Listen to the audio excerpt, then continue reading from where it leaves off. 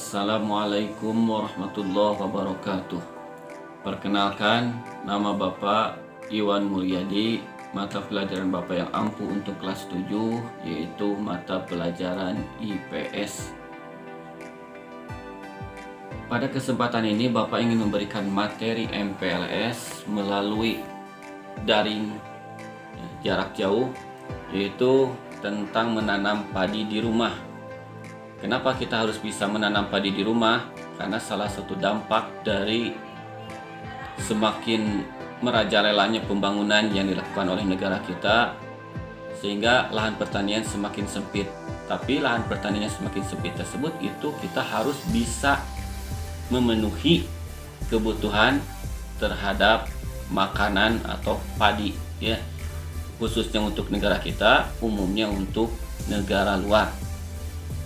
Kita bisa memanfaatkan lahan tersebut itu dengan cara hidroponik atau hidroponik, ya. Dan pada akhirnya lahan pertanian yang semakin sempit tersebut itu bisa memberikan manfaat atau bisa memenuhi kebutuhan khususnya untuk negara kita, umumnya untuk negara luar. Atau mungkin saja kita nanti bisa mengekspor keluar.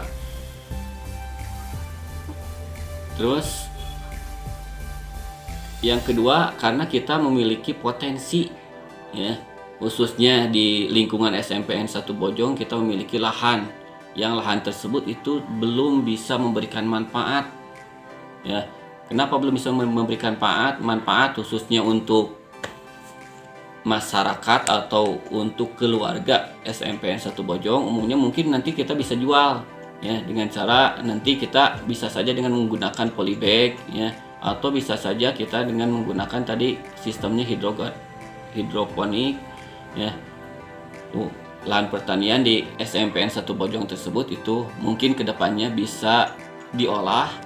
Berarti di sini sebelum diolah kita harus ada kemampuan, ya, yang dinamakan dengan kewirausahaan, sehingga nanti bisa memberikan manfaat khususnya untuk warga masyarakat SMPN 1 Bojong. Umumnya bisa saja nanti kita jual, ya. Untuk lebih jelasnya kita saksikan channel YouTube dari Dinas Pertanian Banyuwangi. Ini tidak ribet dan setelah itu kita tinggal tunggu panen saja, tidak ada perawatan khusus. Juga kita tidak perlu greenhouse yang selama ini dipakai di hidroponik. Assalamualaikum warahmatullahi wabarakatuh. Halo guys, kami petani Banyuwangi. Ini tengah berada di Desa Kanigoro, Kecamatan Pagelaran, Kabupaten Malang, bersama dengan Pak Basiri. Beliau adalah petani penggagas hidroganik. Apa itu hidroganik, dan semoga bisa menarik minat kita, terutama generasi muda milenial, untuk bertekun di dalam dunia pertanian. Jadi hidroganik ini adalah salah satu sistem budidaya yang kita kembangkan di Bengkel Mimpi. Nampak di sini kita namakan Bengkel Mimpi.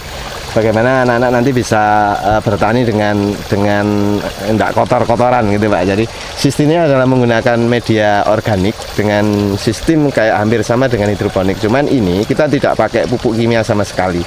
Jadi kita menggunakan bahan dari alam, bahan organik dan mikroba yang menjadi sumber nutrisi dari tanaman itu. Sistem tanam dari padi hidroganik ini adalah sistem tabela, tanam benih langsung. Jadi ini usianya 10 hari Pak. Jadi ini kita tanam dari gabah, dari setelah 10 hari bisa kita pindah ke instalasi seperti ini. Karena semuanya kita gantungkan sama alam. Ini full organik Bapak? Full organik, bisa full organik. Termasuk medianya ini? Medianya full ya? organik. Nah, untuk instalasi ini kira-kira berapa juta Bapak? Ini kalau satu instalasi kira-kira menghabiskan hampir 10 juta Pak. Dan punya masa hampir 10-12 tahun. Dengan luasan yang seperti ini, hubungannya dengan pertanian konvensional dibandingkan seperti apa Pak? Perbandingannya hampir kita punya 1/4 hektar seperti ini sama dengan 1 hektar konvensional dari hasil padinya saja, ya. Tapi kalau kita bandingkan dengan hasil ikannya mungkin bisa 3-4 hektar Pak, perbandingan 1/4 itu. Karena ikan satu ini kan bisa 2 kintal Pak. Kalau sistem yang 1 meter, kalau yang 2 meter bisa 3 kintal. Pak Bas, ini bisa dijelaskan bagaimana proses pembuatan hidroganik dari awal sampai dengan proses seperti itu?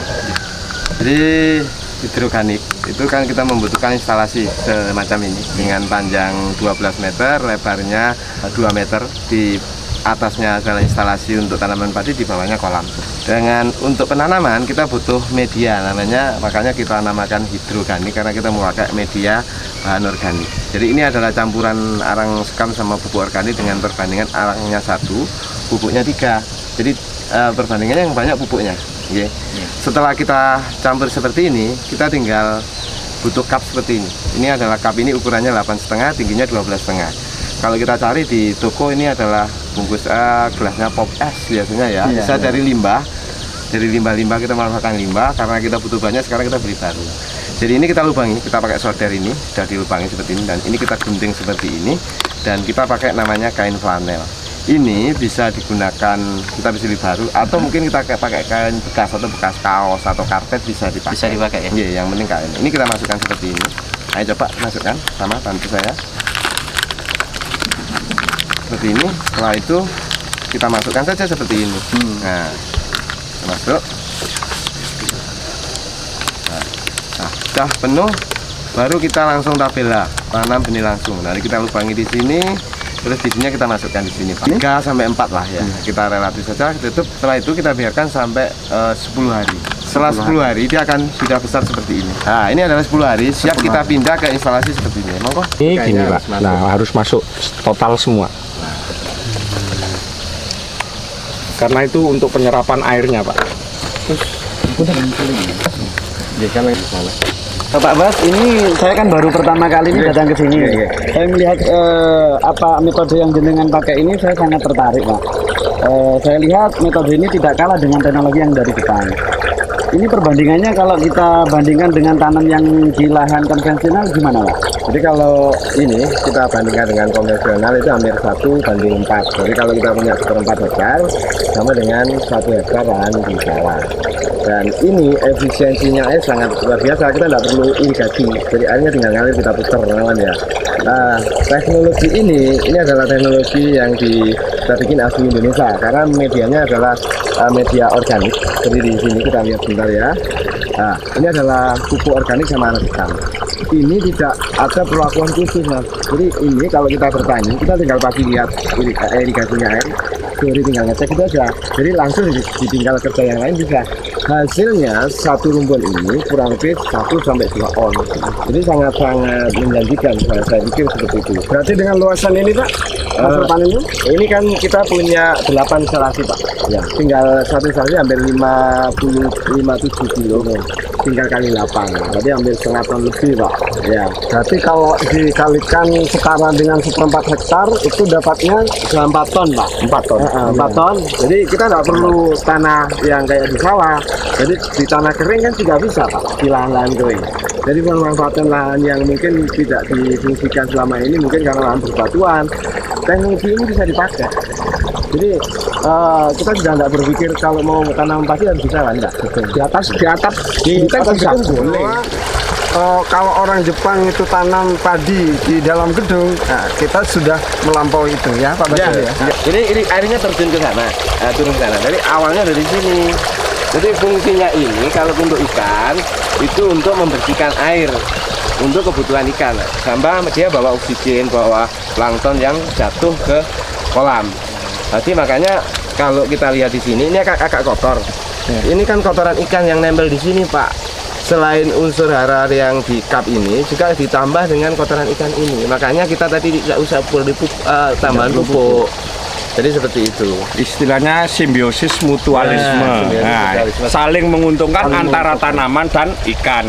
Jadi kalau lampunya berapa? Lampunya cuma butuh 35 watt. Untuk satu ini memang kita hidupkan 24 jam non-stop. Fungsinya memang kolamnya harus terus kelihatan jernih seperti ini.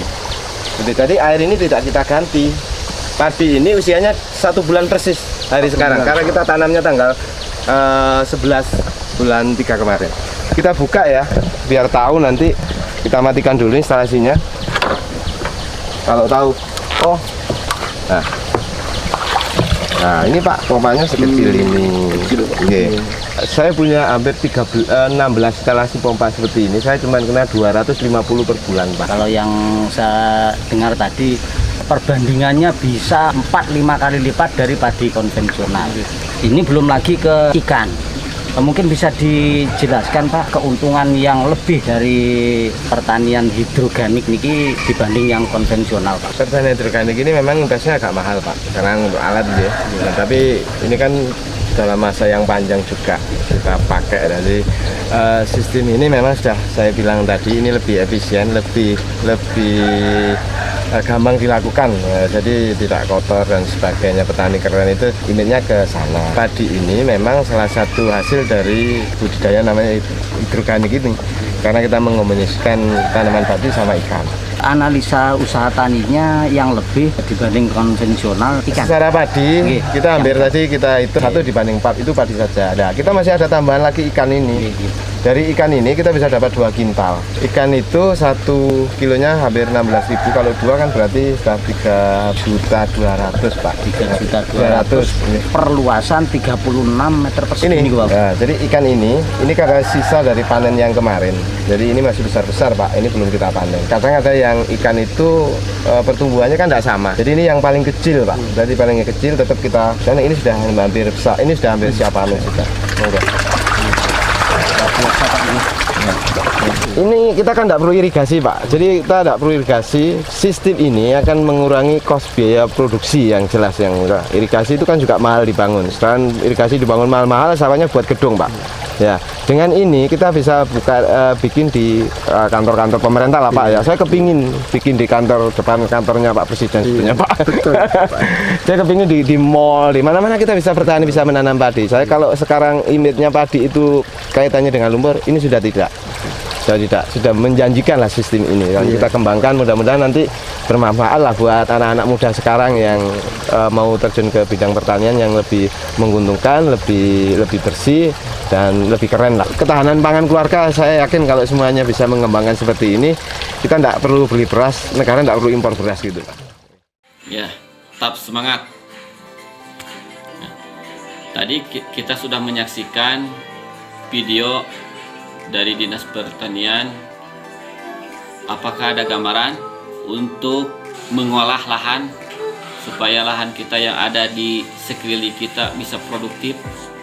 Ya, mudah-mudahan ada manfaatnya dan Bapak ucapkan terima kasih. Untuk tugasnya yaitu apa perbedaan hidroponik dan hidroganik, ya. Tugasnya bisa dikumpulkan lewat media WA. Ya. Wassalamualaikum warahmatullahi wabarakatuh.